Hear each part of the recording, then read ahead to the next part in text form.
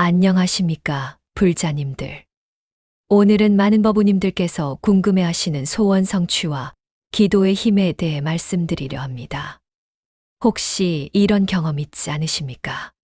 간절히 기도했는데도 원하던 일이 이루어지지 않아 실망하신 적 말입니다. 자녀의 합격을 위해 100일 기도를 올렸는데 결과가 좋지 않았거나 가족의 건강을 위해 매일 108배를 드렸는데도 병세가 호전되지 않았거나 사업이 잘 되기를 바라며 정성스럽게 불공을 드렸는데도 오히려 어려움이 더 커진 경험들 말입니다. 그럴 때 마음속에서는 이런 의문이 들지 않으십니까? 정말 기도에 힘이 있는 것일까? 부처님께서 우리의 기도를 들어주시는 것일까? 아니면 그저 마음의 위안일 뿐일까 하는 의구심들 말입니다. 더 나아가 어떤 분들은 이렇게 생각하시기도 합니다. 내가 뭔가 잘못 기도하고 있는 것은 아닐까? 정성이 부족한 것은 아닐까? 아니면 업장이 너무 깊어서 기도로도 어쩔 수 없는 것일까 하는 자책과 좌절감에 빠지시기도 합니다. 특히 요즘같이 경쟁이 치열하고 불확실성이 높은 시대를 살아가는 현대인들에게는 이런 고민이 더욱 깊어지는 것 같습니다. 코로나로 인한 경제적 어려움, 치솟는 물가, 취업난, 부동산 문제, 자녀 교육비 부담 등 현실적인 문제들이 산적해 있는 상황에서 기도만으로는 한계를 느끼시는 분들이 많으실 것입니다. 그런데 보살님들, 오늘 제가 말씀드리고 싶은 것은 기도와 소원 성취에 대한 올바른 이해입니다. 부처님께서 가르쳐 주신 진정한 기도의 의미와 그 놀라운 힘에 대해서 말입니다. 사실 우리가 흔히 생각하는 기도와 부처님께서 말씀하신 기도 사이에는 큰 차이가 있습니다. 세속적인 기도는 대부분 자신의 욕망을 채우려는 것이지만 진정한 불교적 기도는 자신의 마음을 정화하고 지혜를 깨우치며 모든 중생의 고통을 덜어주려는 자비심에서 출발합니다. 그리고 이런 올바른 기도야말로 진정한 소원 성취로 이어지는 길인 것입니다. 오늘 이 시간을 통해 불자님들께서는 부처님의 가르침에 근거한 4가지 핵심 원리를 배우시게 될 것입니다. 첫 번째로는 진정한 기도의 본질과 그것이 어떻게 우리의 마음과 현실을 변화시키는지에 대해 알아보겠습니다. 두 번째로는 소원 성취를 가로막는 내면의 장애들, 특히 탐진치, 삼독심이 어떻게 우리의 기도를 무력화시키는지 살펴보겠습니다. 세 번째로는 올바른 발언과 회향의 방법, 즉 어떻게 기도해야 진정한 공덕을 쌓을 수 있는지에 대해 배워보겠습니다. 네 번째로는 일상생활 속에서 실천할 수 있는 구체적인 기도와 수행법들을 자세히 안내해 드리겠습니다.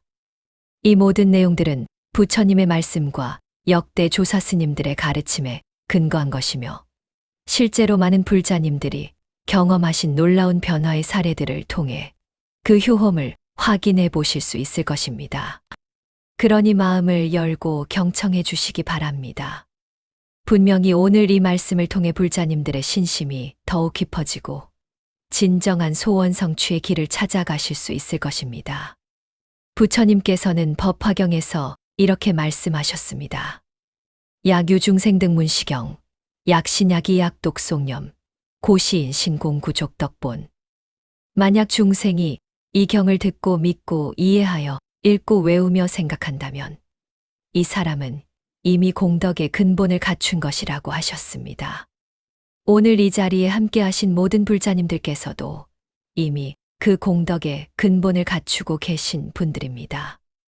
이제 그 근본 위에 올바른 지혜와 실천을 더해 가시면 되는 것입니다. 자, 그럼 이제 본격적으로 첫 번째 이야기를 시작해 보겠습니다. 첫 번째로 진정한 기도의 본질에 대해 말씀드리겠습니다. 많은 불자님들이 기도에 대해 오해하고 계신 부분이 있습니다. 기도를 마치 부처님께 무언가를 요구하는 것으로 또는 복을 달라고 비는 것으로만 생각하시는 경우가 많으신데 이는 기도의 본질을 제대로 이해하지 못한 것입니다. 부처님께서 금강경에서 말씀하신 바와 같이 범소유상계 시어망이 시견열애야. 모든 상이 있는 것은 다 허망한 것이니 만약 모든 상을 상이 아닌 것을 본다면 곧 열애를 보리라 하셨습니다. 이 말씀의 깊은 뜻은 무엇입니까? 우리가 추구하는 모든 세속적인 것들, 돈이나 명예, 건강이나 장수, 심지어는 자녀의 성공까지도 모두 변화하는 것들이며 궁극적으로는 허상에 불과하다는 것입니다. 그런데 많은 사람들이 바로 이런 허상들을 얻기 위해 기도합니다. 물론 이것이 완전히 잘못된 것은 아닙니다. 부처님께서도 현세의 평안과 안락을 위한 기도를 완전히 부정하지는 않으셨습니다. 하지만 진정한 기도는 이보다 훨씬 깊은 차원에서 이루어져야 합니다. 화엄경에서는 이렇게 설명합니다. 심여공중월, 상주무변제. 마음이 허공중의 달과 같아서 항상 무변제에 머문다고 했습니다. 이는 우리의 마음이 본래 허공과 같이 광대무변하며 그 안에서 지혜의 달빛이 항상 빛나고 있다는 의미입니다. 진정한 기도란 바로 이런 본래 마음의 광명을 드러내는 것입니다. 예를 들어 설명해 보겠습니다. 어떤 어머니가 아이의 대학 합격을 위해 100일 기도를 하신다고 가정해 봅시다. 일반적인 기도는 부처님께 아이가 꼭 좋은 대학에 합격하게 해달라고 비는 것입니다. 하지만 진정한 기도는 이와 다릅니다. 먼저 자신의 마음을 살펴봅니다. 왜 내가 아이의 합격을 그토록 간절히 바라는가? 혹시 내 욕심은 아닌가? 아이를 진정으로 사랑한다면 아이가 진정으로 원하는 길이 무엇인지 먼저 알아야 하지 않을까? 그리고 설사 원하는 대학에 합격하지 못하더라도 아이가 좌절하지 않고 자신만의 길을 찾아갈 수 있는 지혜와 용기를 갖도록 도와주는 것이 더 중요하지 않을까? 이런 깊은 성찰을 통해 자신의 집착을 내려놓고 아이의 진정한 행복과 성장을 위해 기도하는 것입니다. 그리고 더 나아가 우리 아이뿐만 아니라 모든 아이들이, 모든 중생이 고통에서 벗어나 참된 행복을 누릴 수 있기를 발언하는 것입니다. 이렇게 기도할 때 놀라운 일이 일어납니다. 우선 기도하는 어머니의 마음이 평안해집니다. 불안과 걱정 대신에 자비와 지혜가 자리 잡게 됩니다. 그런 어머니의 변화된 마음은 자연스럽게 아이에게도 전해집니다. 아이는 어머니의 조급함과 압박감 대신에 따뜻한 사랑과 믿음을 느끼게 되고 그 결과 스트레스 없이 자신의 실력을 제대로 발휘할 수 있게 됩니다. 설사 원하는 결과가 나오지 않더라도 가족 모두가 그것을 담담하게 받아들이고 새로운 길을 모색할 수 있는 힘을 얻게 됩니다. 이것이 바로 진정한 기도의 힘입니다. 외부의 상황을 억지로 바꾸려 하는 것이 아니라 먼저 자신의 마음을 정화하고 지혜롭게 만들어서 그 변화된 마음의 힘으로 현실을 좋은 방향으로 이끌어가는 것입니다. 선가에서는 이를 두고 경계수시면 마음에 따라 경계가 나타난다고 표현합니다. 우리의 마음 상태가 바로 우리가 경험하는 현실을 만들어낸다는 뜻입니다. 화가 나고 짜증이 난 마음으로는 아무리 기도해도 좋은 결과를 얻기 어렵습니다. 하지만 자비롭고 지혜로운 마음으로 기도하면 그 마음 자체가 이미 복전이 되어 좋은 인연을 불러오게 됩니다. 또 다른 예를 들어보겠습니다. 사업이 어려워서 기도하시는 분이 계시다고 해봅시다. 일반적으로는 사업이 잘 되게 해달라고 기도하시겠지만 진정한 기도는 이렇게 시작됩니다. 왜 내 사업이 어려워졌는가를 먼저 성찰해 보는 것입니다. 혹시 내가 너무 욕심을 부렸던 것은 아닌가? 정당하지 않은 방법으로 이익을 추구한 것은 아닌가? 고객들에게 진정으로 도움이 되는 일을 하고 있는가? 직원들을 공정하게 대하고 있는가? 이런 깊은 반성을 통해 자신의 잘못된 부분을 바로잡고 정직하고 성실한 마음으로 사업에 임하겠다고 다짐하는 것입니다. 그리고 나의 사업이 단순히 나만을 위한 것이 아니라 고객들과 직원들, 나아가 사회 전체에 도움이 되는 일이 되기를 발언하는 것입니다. 이런 마음으로 기도하고 실천할 때 사업은 자연스럽게 좋은 방향으로 변화하게 됩니다. 비록 단기간에 큰 돈을 벌지는 못할지라도 고객들의 신뢰를 얻고 직원들의 마음을 얻어서 장기적으로는 훨씬 안정되고 지속 가능한 사업을 만들어갈 수 있게 됩니다. 이처럼 진정한 기도는 외부의 조건을 바꾸기 전에 먼저 내 마음을 바꾸는 것입니다. 그리고 그 변화된 마음이 현실을 변화시키는 진짜 힘이 되는 것입니다. 부처님께서는 법구경에서 이렇게 말씀하셨습니다. 마노프 반감마 단마세나파티. 마음이 모든 법의 앞에 선다. 마음이 모든 것의 주인이다. 즉, 우리의 마음 상태가 우리가 경험하는 모든 것을 결정한다는 말씀입니다. 그러므로 기도할 때 가장 중요한 것은 올바른 마음가짐을 갖는 것입니다. 탐욕과 성냄, 어리석음을 버리고 자비와 지혜, 인내의 마음을 기르는 것입니다. 이런 마음으로 기도할 때 비로소 진정한 소원 성취가 가능해지는 것입니다. 여기서 중요한 것은 소원 성취의 의미 자체가 바뀐다는 점입니다. 세속적인 관점에서는 내가 원하는 대로 현실이 바뀌는 것이 소원 성취입니다. 하지만 불교적 관점에서는 현실이 어떻게 변하든 그것을 지혜롭게 받아들이고 최선을 다할 수 있는 마음의 힘을 얻는 것이 진정한 소원 성취입니다. 예를 들어 건강을 위해 기도했는데 병이 낫지 않는다고 해서 기도가 소용없었다고 생각하는 것은 잘못된 것입니다. 진정한 기도를 통해 얻는 것은 병을 이겨낼 수 있는 마음의 힘, 고통 속에서도 감사할 줄 아는 마음, 자신의 경험을 통해 다른 사람들을 도울 수 있는 지혜입니다. 이런 것들이야말로 어떤 외적 성공보다도 귀중한 진정한 소원 성취인 것입니다. 실제로 많은 불자님들이 이런 경험을 하셨을 것입니다. 처음에는 세속적인 목적으로 기도를 시작했지만 기도를 계속하면서 마음이 점점 평안해지고 지혜로워지는 것을 느끼셨을 것입니다. 그리고 원래 원했던 것을 얻지 못했음에도 불구하고 오히려 더 큰 만족감과 행복감을 느끼게 되셨을 것입니다. 이것이 바로 진정한 기도의 힘입니다.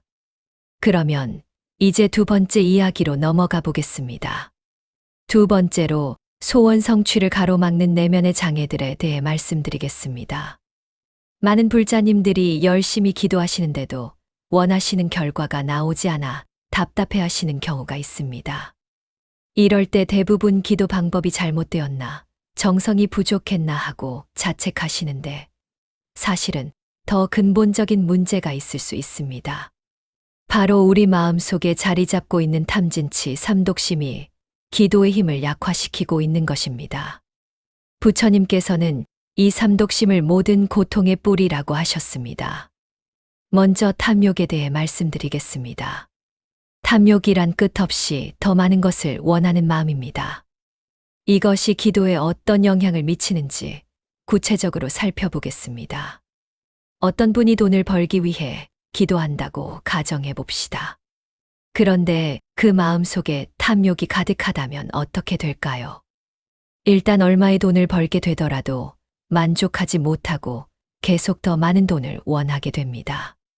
그러면 기도의 목표가 계속 바뀌게 되고 이미 받은 은혜에 대해서는 감사할 줄 모르게 됩니다. 더 심각한 것은 탐욕이 있으면 수단과 방법을 가리지 않고 목적을 달성하려 하게 된다는 점입니다. 정당하지 않은 방법으로 돈을 벌려 하거나 다른 사람에게 피해를 주면서까지 자신의 이익을 추구하게 됩니다. 이렇게 되면 아무리 열심히 기도해도 오히려 나쁜 업을 짓게 되어 결과적으로는 더 큰 어려움에 처하게 됩니다. 화엄경에서는 이를 두고 탐욕은 모든 불선근의 뿌리라고 했습니다. 탐욕이 있으면 다른 모든 나쁜 마음들이 따라서 생겨나게 된다는 뜻입니다. 실제로 우리 주변에서 이런 사례들을 많이 볼 수 있습니다.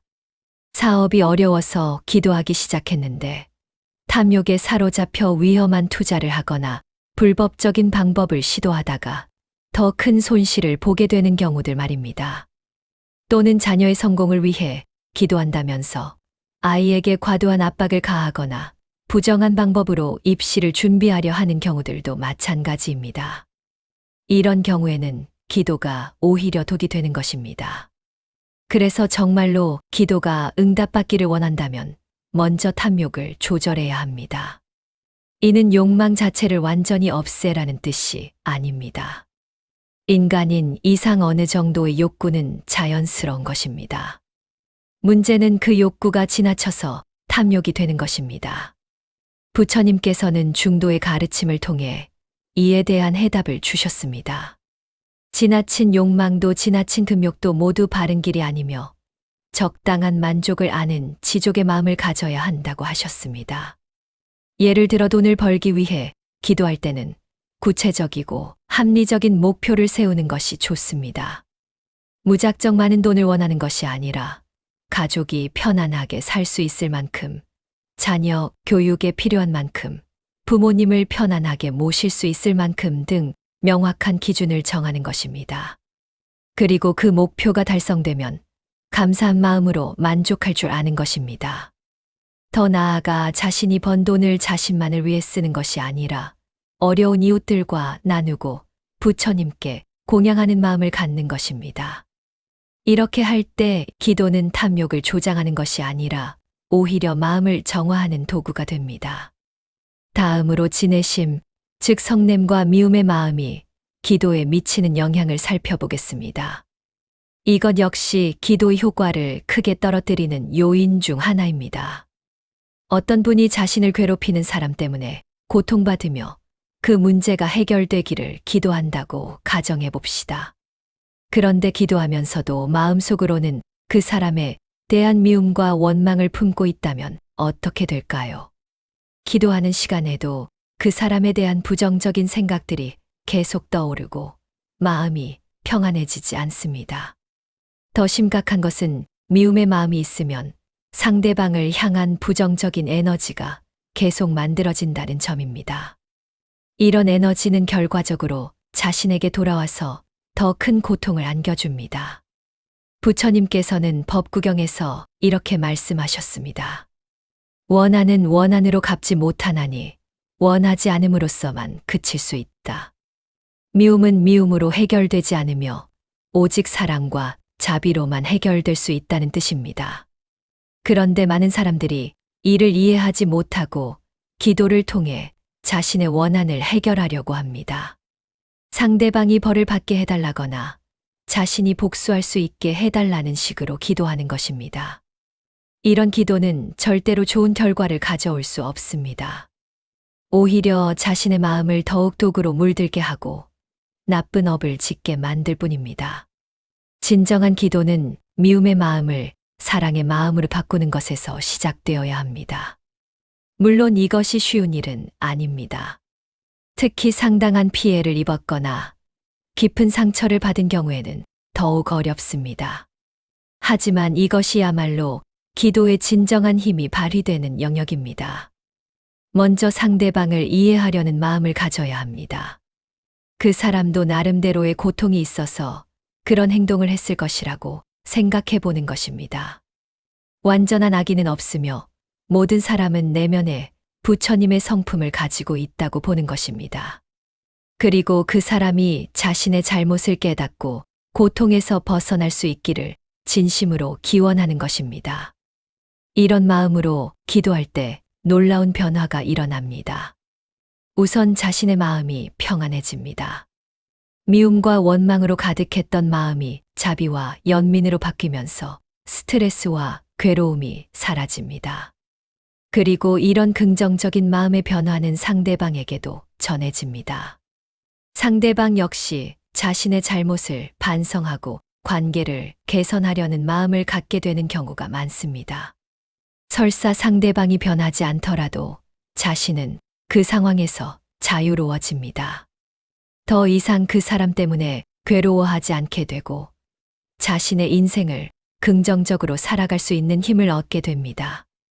마지막으로 치심, 즉 어리석음이 기도에 미치는 영향을 살펴보겠습니다. 어리석음이란 사물의 참된 모습을 보지 못하는 무명의 상태를 말합니다. 이것이 기도에 어떤 장애가 되는지 알아보겠습니다. 많은 사람들이 기도를 마치 마술이나 요술처럼 생각합니다. 기도만 하면 저절로 모든 문제가 해결될 것이라고 착각하는 것입니다. 하지만 이는 연기법, 즉 모든 것은 상호의존적인 관계 속에서 일어난다는 부처님의 가르침을 이해하지 못한 어리석음입니다. 기도는 분명히 강력한 힘이 있지만 그것만으로는 부족합니다. 기도와 함께 올바른 노력과 실천이 따라야 합니다.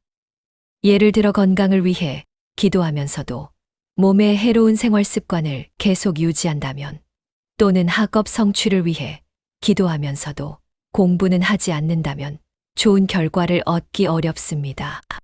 이런 태도는 기도의 참된 의미를 오해한 것입니다.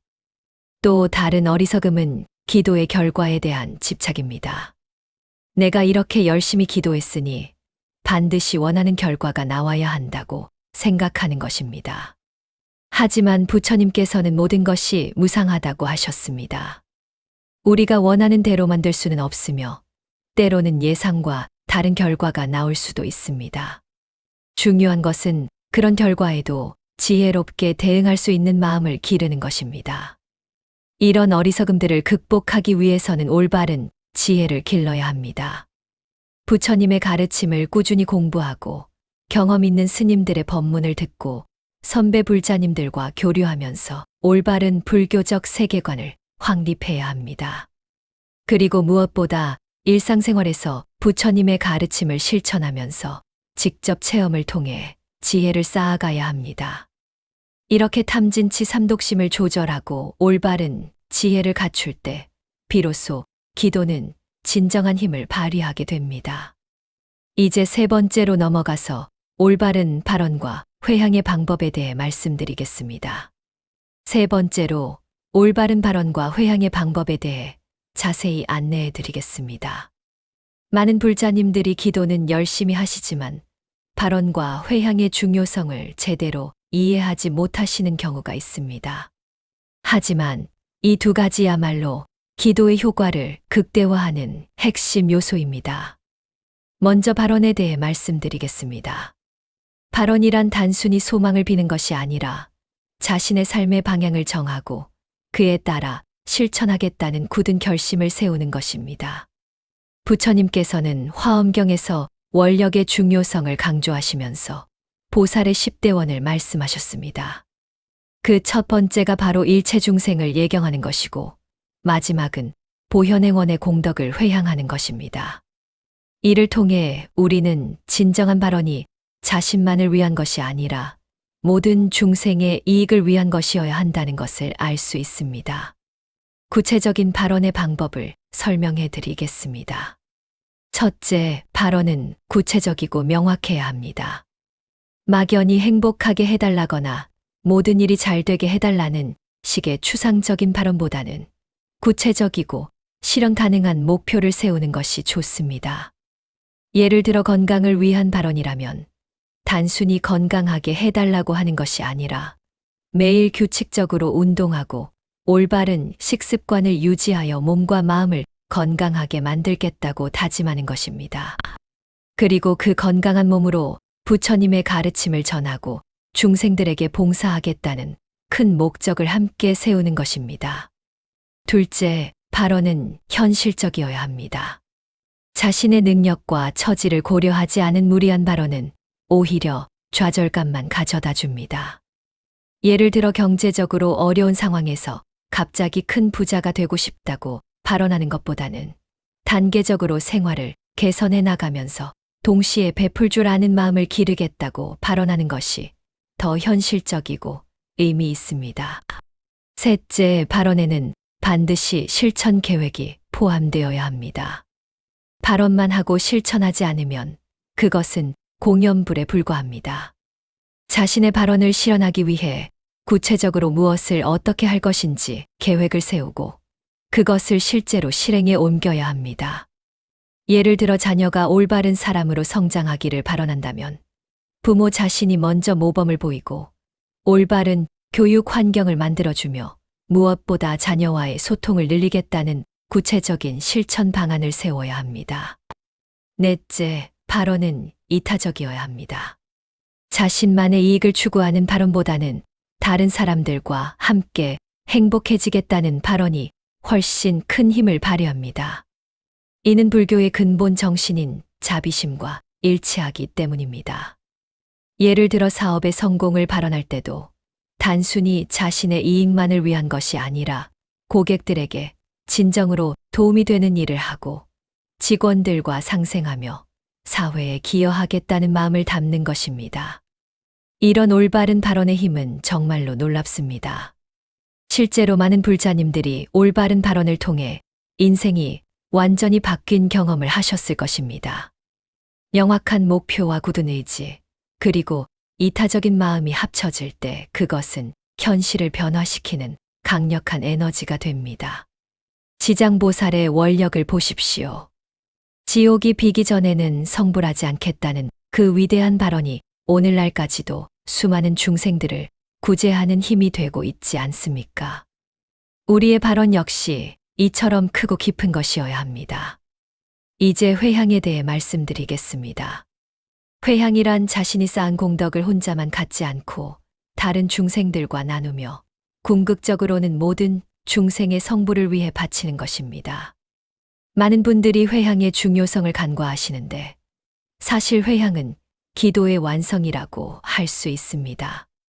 아무리 좋은 일을 하고 많은 공덕을 쌓았어도 회향을 제대로 하지 않으면 그 공덕이 흩어져 버리거나 잘못된 곳에 사용될 수 있습니다. 회향의 원리를 설명해 드리겠습니다. 우리가 선한 행위를 하거나 기도를 할 때 그것은 일종의 공덕, 즉 긍정적인 에너지를 만들어냅니다. 이 에너지를 어떻게 사용하느냐에 따라 그 결과가 달라집니다. 만약 이 공덕을 자신만을 위해 사용하려 한다면 그것은 매우 제한적인 효과만을 가져올 뿐입니다. 하지만 이것을 모든 중생과 나누고 더 큰 목적을 위해 바친다면 그 효과는 몇 배로 증폭됩니다. 이는 마치 촛불의 원리와 같습니다. 하나의 촛불로 다른 촛불들을 켜도 원래 촛불의 밝기는 줄어들지 않습니다.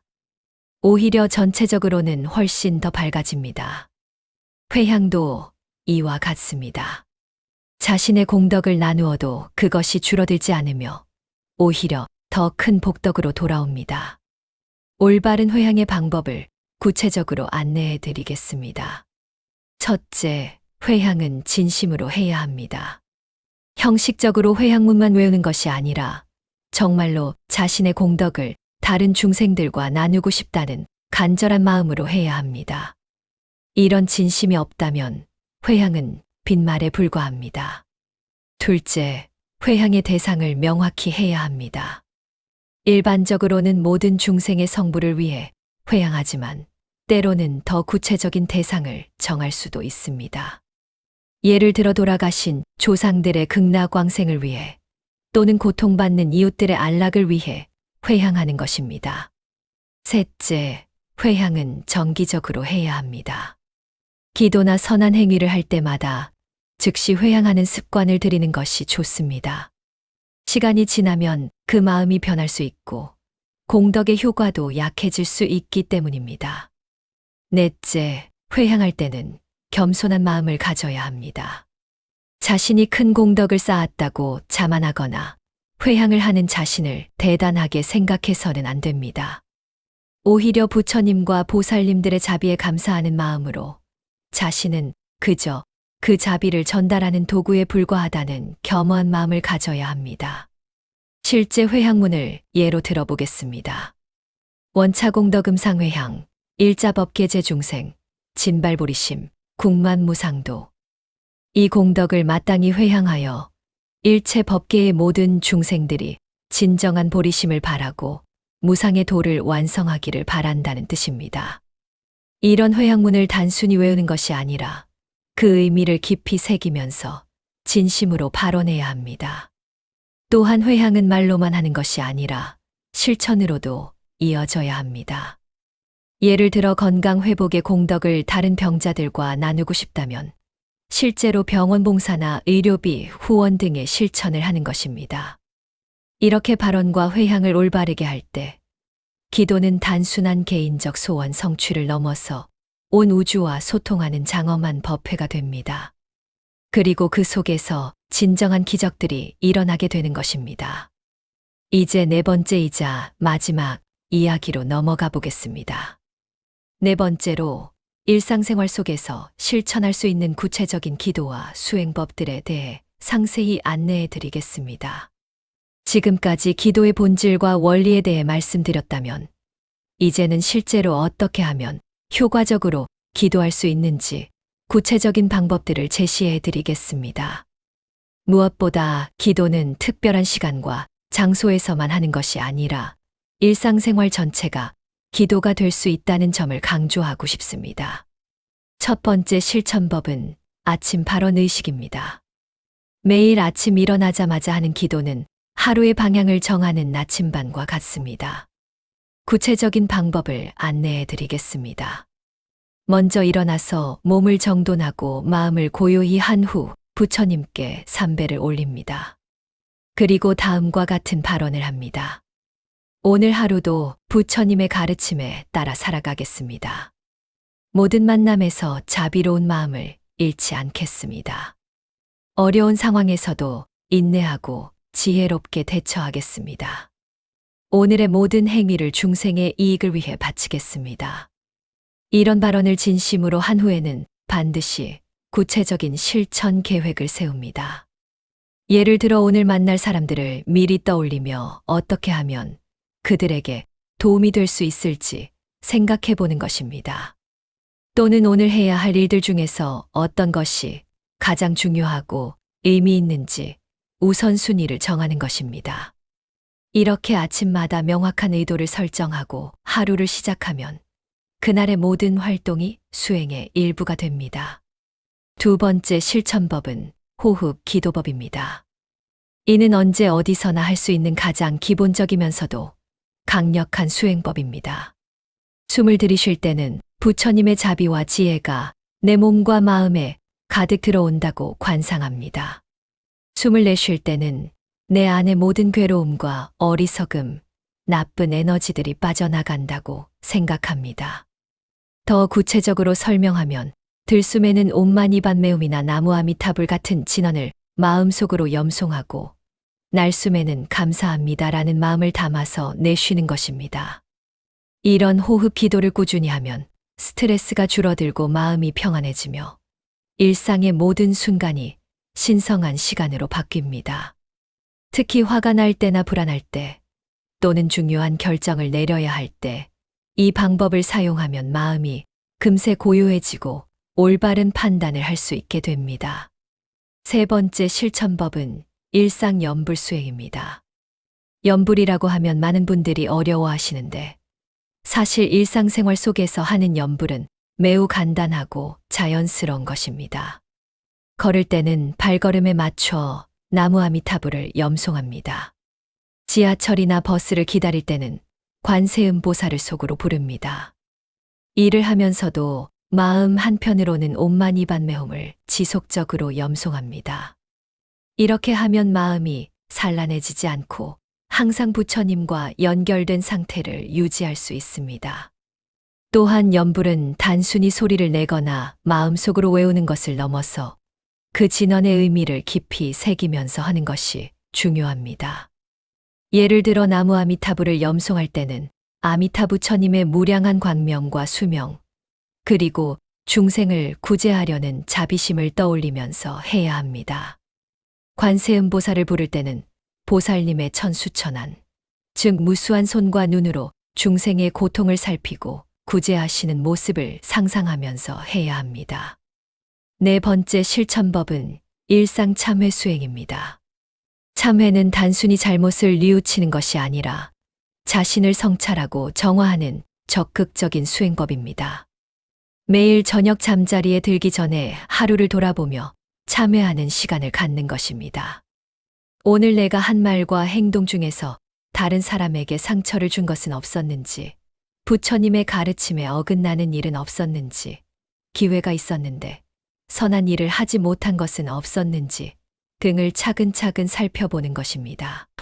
잘못이 발견되면 진심으로 참회하고 내일은 같은 실수를 반복하지 않겠다고 다짐합니다. 동시에 오늘 했던 선한 일들에 대해서는 감사한 마음을 갖고 그 공덕을 모든 중생과 나누겠다는 회향을 합니다.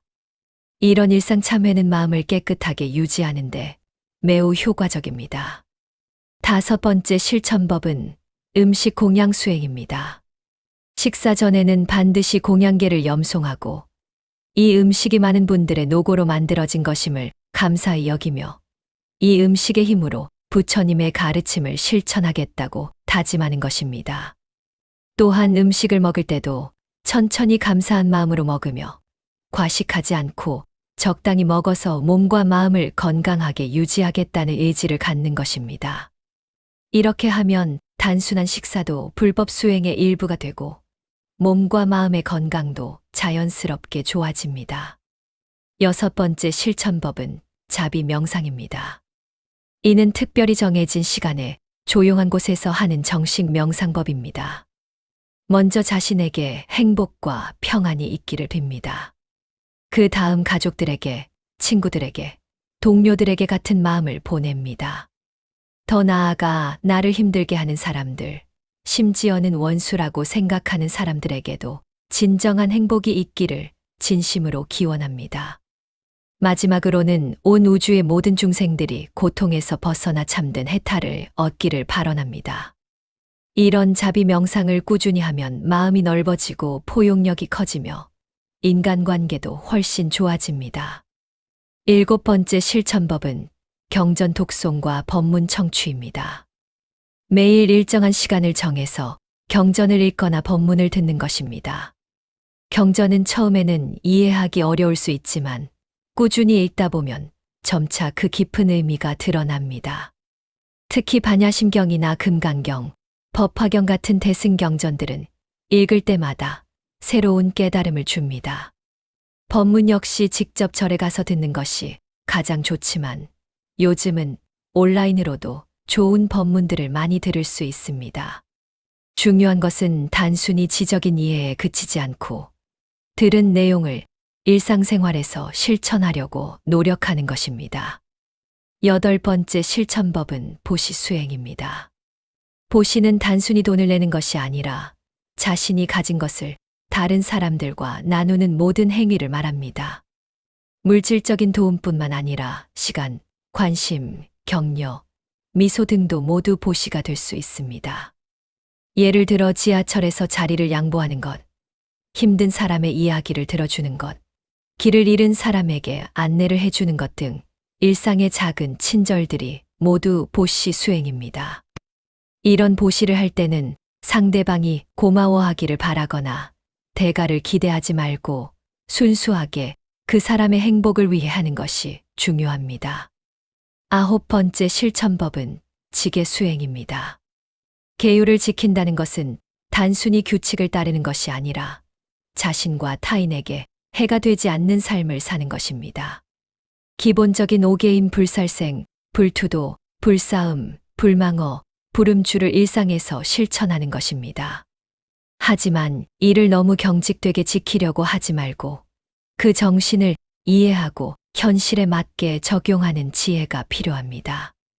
예를 들어 불살생은 단순히 동물을 죽이지 않는 것을 넘어서 모든 생명을 존중하고 사랑하는 마음을 갖는 것입니다.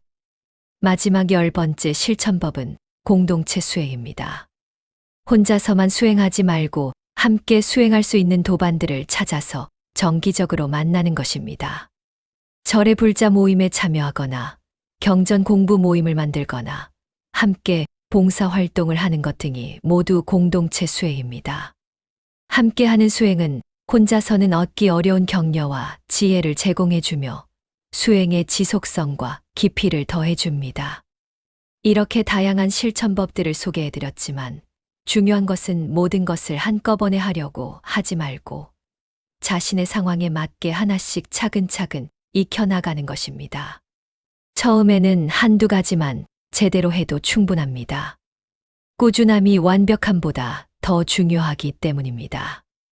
그리고 무엇보다 이 모든 수행이 형식에 얽매이지 않고 진심에서 우러나오는 것이어야 합니다. 부처님께서는 일체유심조라고 하셨습니다. 모든 것은 마음에서 만들어진다는 뜻입니다. 진실한 마음으로 수행할 때 반드시 좋은 결과가 있을 것입니다. 이제 오늘 말씀의 마무리를 하겠습니다. 지금까지 소원 성취와 기도의 힘에 대해 4가지 측면에서 말씀드렸습니다. 첫 번째로는 진정한 기도의 본질에 대해 알아보았습니다. 기도는 단순히 부처님께 무언가를 요구하는 것이 아니라 자신의 마음을 정화하고 지혜를 키우며 그 변화된 마음의 힘으로 현실을 긍정적으로 변화시키는 것임을 말씀드렸습니다. 두 번째로는 소원 성취를 가로막는 내면의 장애들, 특히 탐진치 삼독심이 어떻게 기도의 효과를 떨어뜨리는지 살펴보았고, 이를 극복하는 방법들을 제시해 드렸습니다. 세 번째로는 올바른 발언과 회향의 방법에 대해 자세히 안내해 드렸습니다. 명확하고 현실적이며 이타적인 발언과 자신의 공덕을 모든 중생과 나누는 회향이야말로 기도를 완성시키는 핵심 요소임을 강조했습니다. 네 번째로는 일상생활 속에서 실천할 수 있는 10가지 구체적인 기도와 수행법들을 소개해 드렸습니다. 이 모든 내용들이 불자님들의 삶에 실질적인 도움이 되기를 진심으로 바랍니다. 기도는 단순한 종교적 의식이 아니라 우리 삶을 변화시키는 강력한 도구입니다. 하지만 그 힘은 부처님께서 일방적으로 베푸시는 것이 아니라 우리 자신의 정성과 노력, 그리고 올바른 이해가 있어야 발현됩니다.